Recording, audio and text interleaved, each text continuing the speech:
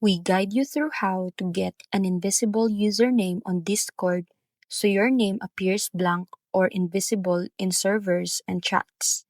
First thing you need to do is open Discord on your device and go to User Settings, then tap Edit Username.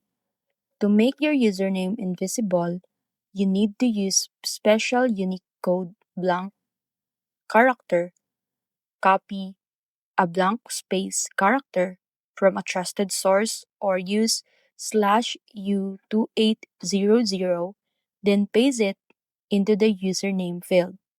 Enter your Discord password to confirm the change, then tap Save. Once updated, your Discord username will appear invisible to others while still being valid for your account.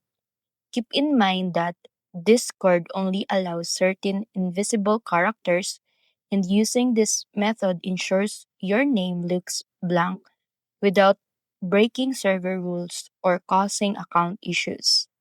This works on both mobile and desktop in 2026.